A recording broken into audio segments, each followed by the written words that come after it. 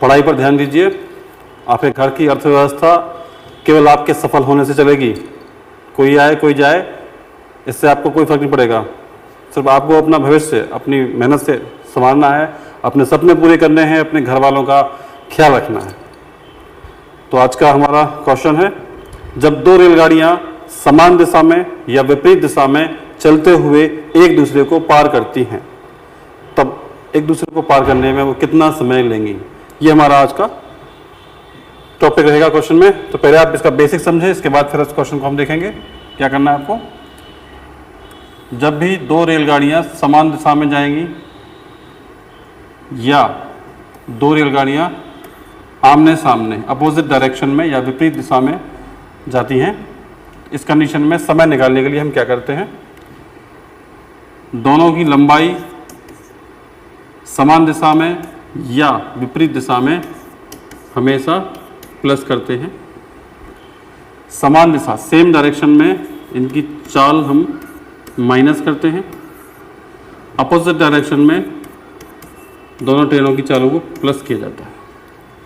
Time का formula तो लगाना ही है, समय बराबर दूरी बटे चाल, लेकिन अपोजिट डायरेक्शन में स्पीड और लंबाई दोनों जोड़ना है, सेम डायरेक्शन में स्पीड माइनस करना है, लंबाई को जोड़ना है। ठीक है, इस तरफ दोनों ट्रेन जाएंगी, जो भी लंबाई हो इनकी, मान लो ये लंबाई है तो इनको हम प्लस करेंगे। ये हमेशा प्लस होगा सेम डायरेक्शन में और अपोजिट में। लेकिन स्पीड जो भी हो, जैसे मान लीजिए इसकी स्पीड ये है और इसकी स्पीड ये है, तो इसको हम समान दिशा में माइनस करेंगे और विपरीत दिशा में यही हम प्लस कर देते हैं। उसके बाद फिर उसको चेंज करेंगे, क्योंकि समय निकालने के लिए पहले हम चाल को बदलते हैं, ये तो आपको मालूम है। अब देखते हैं आज का एग्जाम्पल। क्या है आज का एग्जाम्पल, देख लीजिए ध्यान से। आप इस क्वेश्चन को पढ़ें तो बताएं मुझे।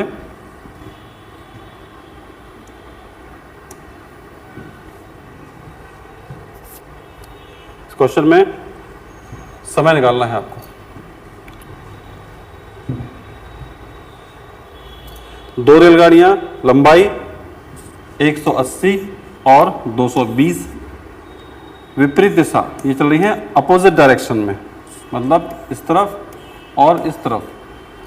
स्पीड है 40 एंड 50 किलोमीटर पर आवर। एक दूसरे को पार करने में कितना समय लेंगी, टाइम निकालना है। टाइम का फॉर्मूला हमें मालूम है। टाइम क्या होता है, डिस्टेंस अपॉन स्पीड। डिस्टेंस दूरी मतलब दोनों की लंबाई को जोड़ दीजिए, तो 180 और 220 को हम जोड़ेंगे, वो हो जाएगा 400। और विपरीत दिशा में चालें भी प्लस करेंगे, 40 एंड 50 को प्लस कर देना है, वो हो जाएगा 90। ये थोड़ा चेंज करके हम यहाँ देख लेते हैं। दोनों को जोड़ दिया हमने चालों को, 40 और 50 जोड़ने पे ये आ गया, बट टाइम निकलेगा सेकंड में, तो इनको हम चेंज करेंगे सेकंड में। 90 सेकंड में कैसे बदलेंगे, किलोमीटर से सेकंड में 5/18। 18 से कटता है ये 5 बार, तो ये हो रहा है आपका 25 मीटर प्रति सेकंड। यहाँ जाएगा 25 का डिवाइड करेंगे हम 400 में, जो कि 16 बार इसको डिवाइड कर देगा। आंसर आ जाएगा 16 सेकंड।